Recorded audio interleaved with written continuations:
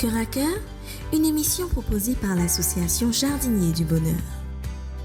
Un moment de joie, un instant de partage, un échange de qualité pour consolider notre foi tous ensemble dans la bonne humeur et sur Zouk TV.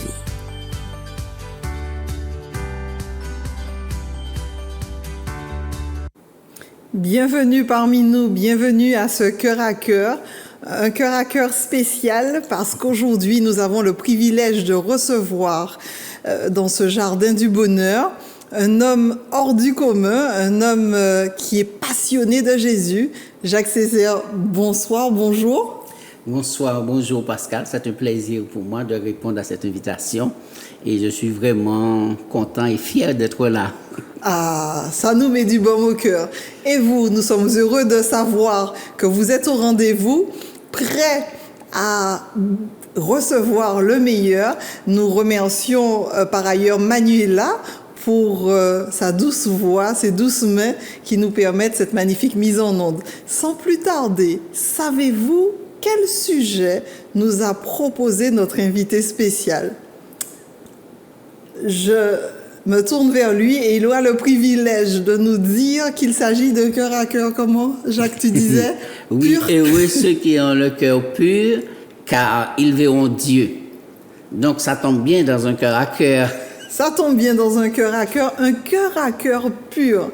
Alors, on entre comme ça dans le sujet. Comment est-ce qu'on peut imaginer qu'en ces temps troublés où nous pouvons développer un cœur pur?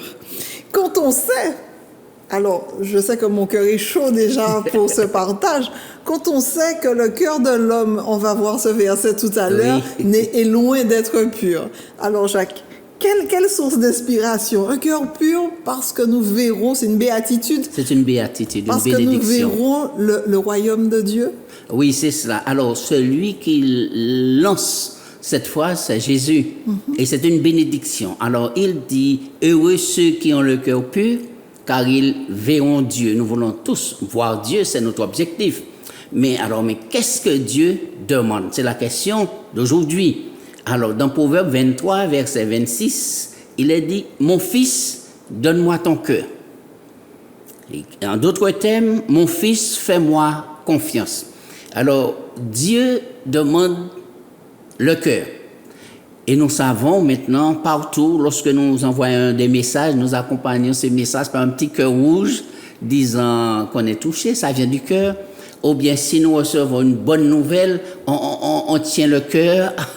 Après, si on reçoit une mauvaise nouvelle, on tient ce même cœur parce que tout passe par lui.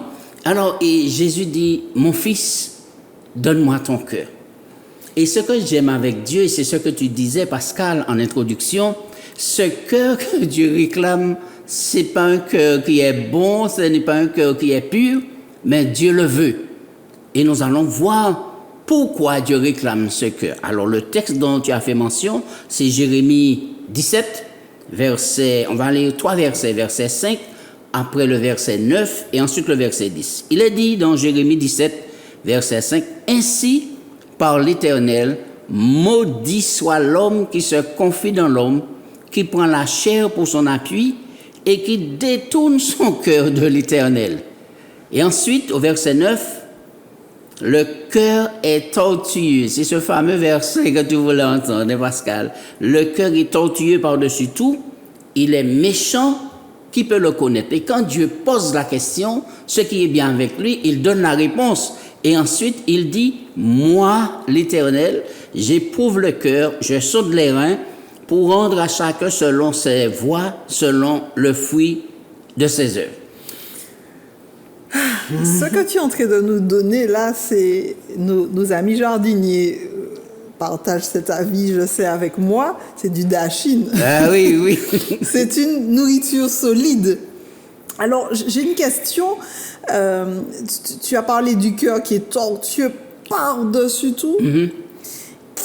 Méchant, qui peut le connaître? Alors, le cœur, on sait que c'est le siège de nos émotions. Proverbe nous dit que garde ton cœur plus que toute autre chose. Mais oui. Car de lui viennent les sources de la vie. Et c'est du cœur que viennent et C'est dans l'abondance du cœur que la bouche parle. Oui. Donc là, il est question, on va quand même le signaler à nos amis jardiniers, il est question du cœur siège des émotions et non le cœur organe qui pompe les 5 litres de sang. C'est cela.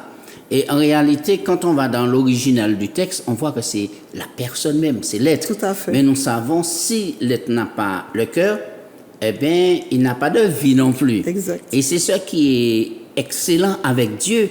Alors Dieu dit, donne-moi ce cœur. Et par rapport à ce cœur, puisque nous parlons de cœur à cœur, eh bien Pascal, quand on a un cœur tortueux, en quelque part, nous faisons souffrir les autres. Donc, j'ai un petit coup d'œil sur le foyer. On n'arrive pas à pardonner. Ce n'est pas parce qu'on n'a pas envie, mais c'est parce que le cœur est dur, l'homme est méchant, orgueilleux. Et par rapport à cela, si nous avons reçu la guérison de Dieu, on va voir que ce foyer-là va flamber, entre parenthèses, va briller. Mais que dire, Jacques, de ceux qui te diront, mais pas du tout, moi mon cœur est bon, j'ai un bon cœur, je suis une bonne personne, mon cœur est pur, je ne vois pas l'ombre d'une variation de méchanceté en moi. Qu'est-ce que tu pourrais dire à cette déclaration? Et je peux dire deux choses. Je respecte la position de la personne et sa parole, sa manière de voir. Mais je vais tout de suite lui dire qu'il n'y a aucune personne qui est bien sur cette terre. La Bible dit tous ont péché, tous ont privé de la gloire de Dieu. Il n'y a pas un seul qui fait le bien.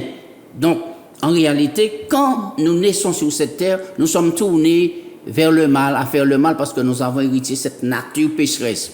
Et par rapport à ça, nous avons besoin d'une aide, Pascal, venant de l'extérieur. Et cette aide-là, c'est Dieu notre secours. Et il est tellement secourable qu'il nous dit sa démarche. Quand il fait l'état des lieux, il nous dit, bon, la maison est sale, le cœur est pas bon. Et il nous dit, moi, l'Éternel, j'éprouve le cœur. C'est quoi éprouver le cœur? Qu'est-ce qu'il entend par là? Oui, alors Dieu nous met à l'épreuve pour examiner si vraiment ce cœur-là est bon ou pas. Et quand je prenais la situation de ceux-là qui n'arrivent pas à pardonner, et il y a des gens qui sont méchants, il y a des gens qui sont orgueilleux, il y a des gens qui sont menteurs. Tout cela, ce sont des pensées du cœur et de l'esprit. Et par rapport à ça, Dieu dit, j'ai besoin de ce cœur-là. Et c'est ce que j'aime avec Dieu. Et c'est pourquoi il nous fait une proposition. Il nous dit, ce cœur est méchant, je le sais, mais donne-le-moi. Et ensuite, dans Ézéchiel 36, versets 25 à 27, il est dit, je répandrai sur vous une eau pure et vous serez purifiés. Je purifierai de toutes vos souillures et de toutes vos idoles. Et au verset 26, il est dit ceci, je vous donnerai, Pascal, un cœur nouveau. C'est très ambitieux comme programme. Alors, est-ce à dire qu'il va opérer une chirurgie esthétique, nous enlever ce cœur qui est mauvais, qui est orgueilleux, qui est égoïste, qui est tourné vers lui-même, pour nous offrir un autre cœur? Comment est-ce que ça peut être réalisable? Parce que dans l'esprit de nos jardiniers du bonheur, qui ont leur carnet de fleurissement, mais qui prennent les références qui sont données, comment est-ce qu'on peut se projeter? Parce qu'il veut faire un cœur à cœur avec nous. Il veut une relation d'intimité. C'est ça, hein, le plus important, car Dieu ne veut pas de trahison. Et il ne veut pas cet esprit d'adultère, d'infidélité, parce qu'il veut ce cœur à cœur avec nous. Et c'est important. Et quand Dieu nous regarde, il nous examine. Et le mot que j'ai employé, il va nous scanner. Et là, rien n'est caché aux yeux de Dieu. Alors, il dit, oui, voilà ce que je propose. Je propose, je vous donnerai un cœur nouveau. Et il continue, et je mettrai en vous un esprit nouveau. J'ôterai de votre corps le cœur de pierre. Nous parlons de la roche là, c'est dur. Donc, on n'est pas prêt à avancer. On n'est pas prêt à faire un pas avec l'autre. Alors, pour cela, c'est difficile. Mais Dieu dit non. Je vous donnerai un esprit nouveau. J'ôterai de votre corps le cœur de pierre et je vous donnerai un cœur de chair. Et il continue, il dit au verset 27, nous sommes dans Ézéchiel 36, il dit, je mettrai mon esprit. Et c'est ça toute la différence, Pascal. Je mettrai mon esprit en vous et je ferai en sorte. Donc l'homme n'a pratiquement rien à faire. Je mettrai en vous mon esprit et je ferai en sorte que vous suiviez mes ordonnances et que vous observiez, pratiquiez mes lois. Waouh, c'est un gros... C'est tout un programme. C'est tout un programme parce que quand il nous dit qu'il éprouve ce cœur-là et qu'il a l'intention de le remplacer, mais il ne peut pas le faire sans notre permission. Eh bien, c'est là tout le problème, Pascal. Et Dieu qui nous aime, mais il ne va pas nous obliger parce qu'il n'est pas un dictateur. Ce qu'il nous propose, c'est avec amour, douceur, et nous avons le choix d'accepter ou de ne pas l'accepter. Et c'est pourquoi maintenant, et nous voyons que Dieu nous dit dans Deutéronome 6, écoute, Deutéronome 6, verset 4 à 6, écoute Israël, l'Éternel, notre Dieu, est le seul Éternel. Tu aimeras l'Éternel, ton Dieu, de tout ton cœur. La notion revient, de toute ton âme et de toute ta force. Et ces commandements que je te donne aujourd'hui seront, où Pascal, dans ton cœur. De toute ta pensée. C'est incroyable parce que quand on étudie, il y a une analogie très fine qui est faite entre l'organe physique, comment il alimente notre vie, parce que sans cœur, il n'y a pas de vie. Il n'y a pas de vie. Il nous propose, quand ce cœur dysfonctionne, de faire une greffe et de le remplacer. C'est un gentleman donc, qui nous demande notre permission pour pouvoir opérer cette opération. Et ce qu'il y a de fabuleux, c'est qu'il veut faire plus que ça pour nous. C'est dans une dynamique d'amour, parce que le cœur fait référence à l'amour. Oui, et surtout, ce que tu dis là est tellement réel. Quand nous prenons le texte de base qui dit « Et heureux ceux qui ont le cœur pur, car ils verront Dieu », c'est ça l'objectif. Et pour voir Dieu, il faut que le cœur soit pur. Alors, quelle définition pourrions-nous donner, en tout cas en termes d'orientation, une définition peut-être biblique, sur la pureté? Parce que la pureté est quelque chose de tellement, à nos yeux, inaccessible, tellement immaculé, qu'on se dit, mais c'est irréaliste. Alors, la pureté, ce n'est pas quelque chose qui nous échappe, mais notre nature n'est pas connecté à la pureté. Et c'est pourquoi nous avons besoin de l'aide de Jésus, et surtout du Saint-Esprit. Parce que comment on peut devenir pur?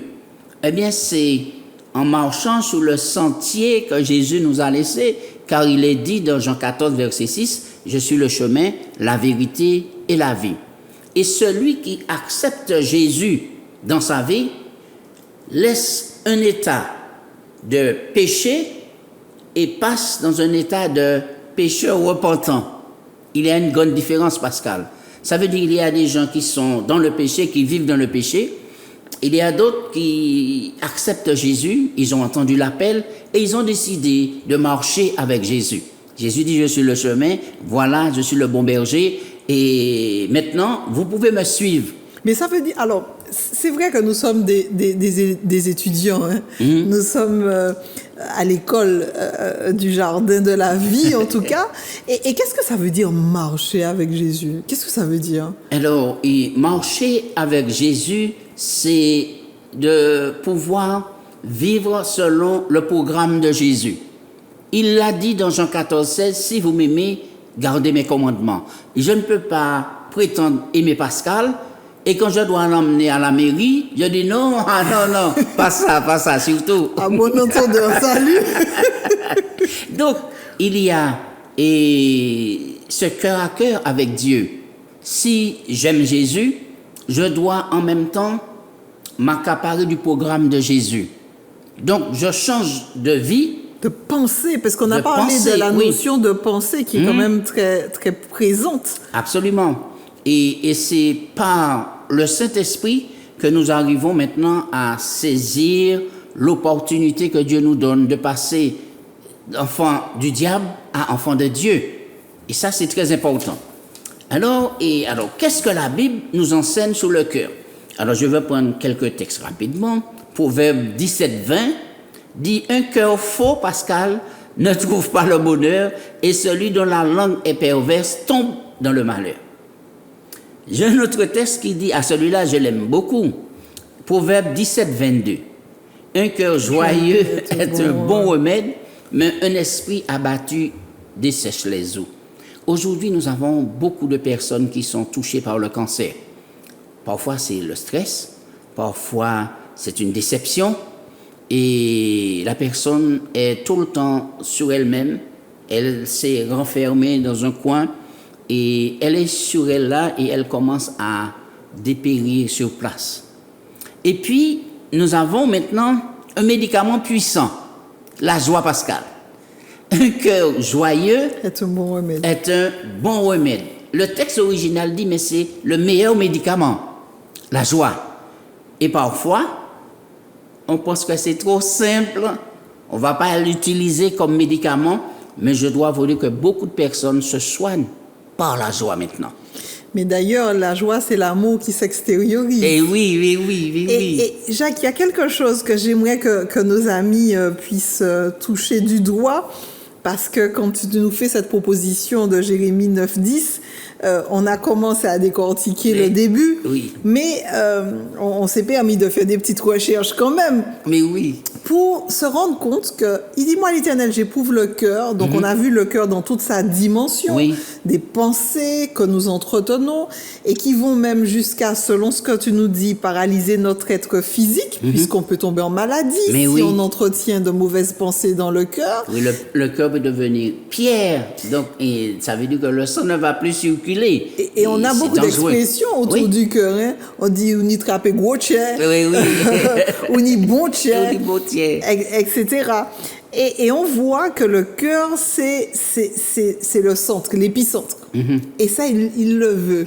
Oui, c'est ça. Dieu dit non, donne-moi ce cœur. Quel amoureux. Alors, on ne va pas trouver d'amoureux comme Dieu.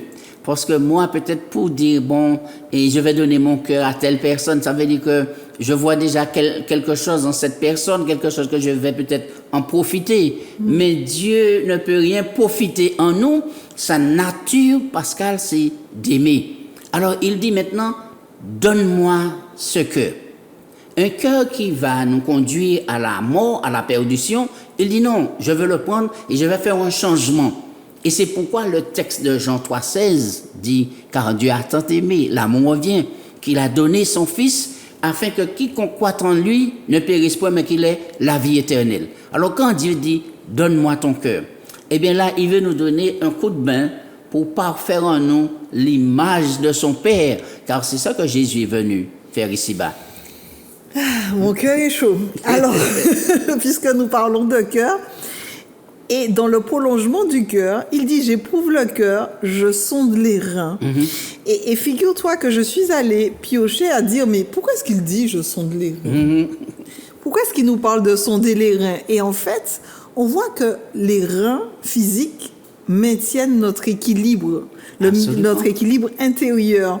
Les reins ont une fonction d'épurer le sang, donc ce qui véhicule en nous. Quand il nous fait ce cœur à cœur-là, ce cœur à cœur profond, c'est exceptionnel. Et quelle est la fonction des reins? C'est de nous débarrasser de nos toxines. Et en contrôlant, alors en comprenant les entrées et les sorties, et au sens figuré, qu'est-ce que ça veut dire le cœur? Parce que le cœur, les reins, pardon, parce qu'on a vu que les reins contrôlent également la pression artérielle, stimulent la production de globules rouges. Le rein avec le cœur sont en symbiose, hein? Complètement. Parce qu'il dit le cœur et il va en profondeur. Il dit, je sonde aussi les reins. Donc, je connais tes entrailles, en fait. Oui. Alors, ça veut dire que je connais ta vie.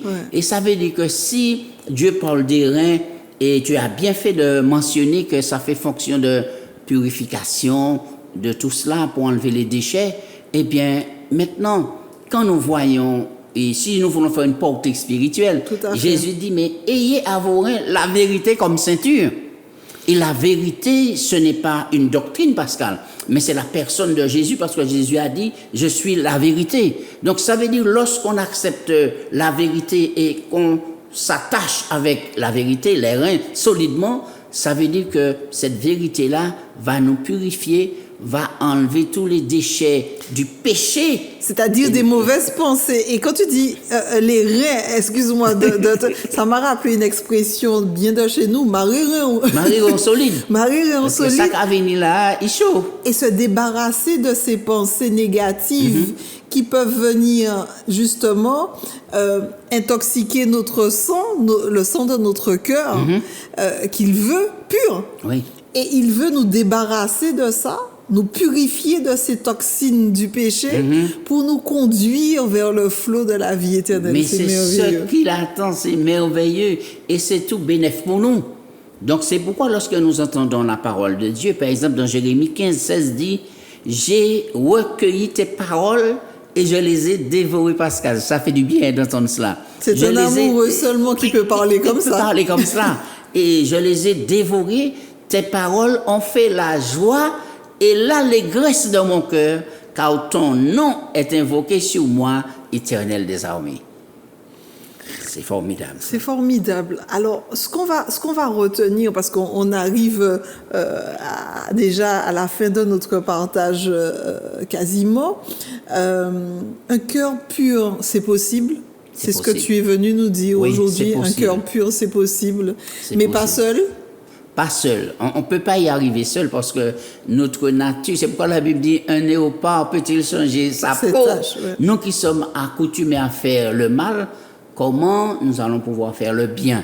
C'est seulement, je me répète, avec l'aide venant du Saint-Esprit et de Jésus. Alors, le programme que Dieu met en place pour nous, pour garder le cœur pur, non seulement il faut le donner à Dieu, mais il faut pouvoir le garder pur, comme le jardin, le cœur à cœur. Il faut arroser les plantes, enlever ce qui ne va pas l'entretenir. Absolument. Et souvent, il y a des mauvaises herbes qui nous pénètrent le cœur et qui nous rendent malades, défaitistes, et puis parfois on tombe vers la mort. Donc, et dans Éphésiens 5, versets 1 et 2, il est dit « Devenez donc les imitateurs de Dieu ». Alors peut-être que Pascal va me dire, ou ceux qui nous regardent, mais non, mais comment nous pouvons devenir imitateurs de Dieu? On n'a jamais vu Dieu.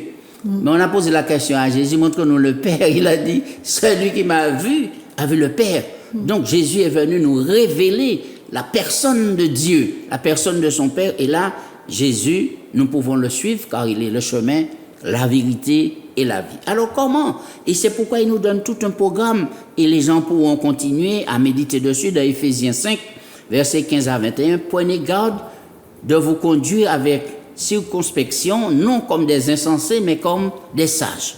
Rachetez le temps, verset 16, car les jours sont mauvais.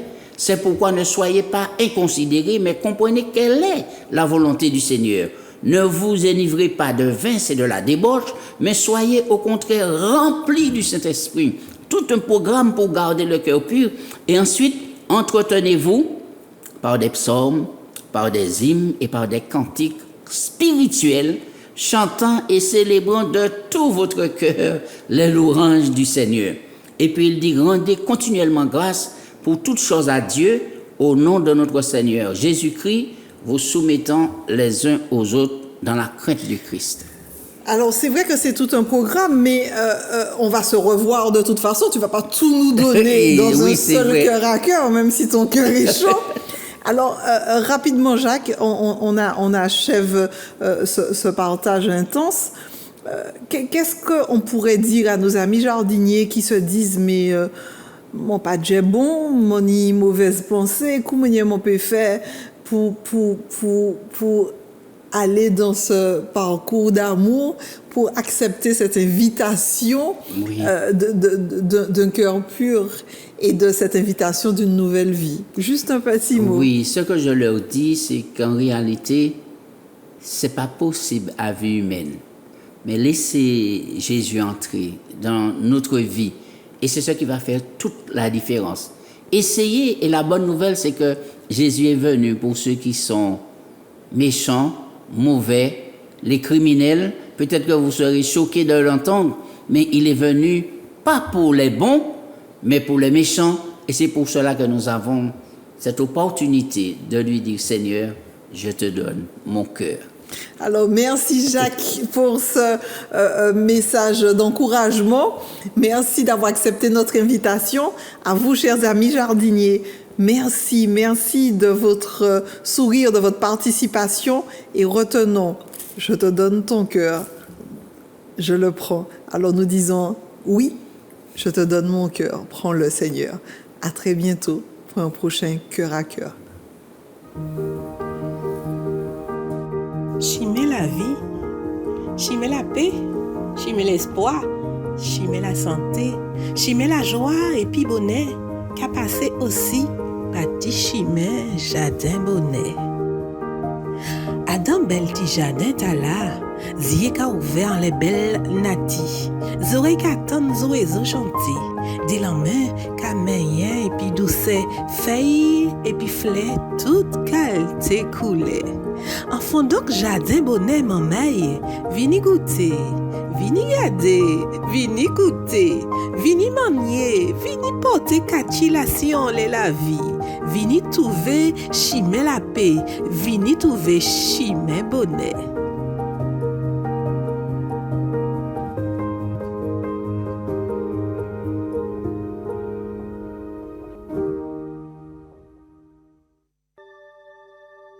Cœur à Cœur, une émission proposée par l'association Jardiniers du Bonheur. Un moment de joie, un instant de partage, un échange de qualité pour consolider notre foi tous ensemble dans la bonne humeur et sur Zouk TV.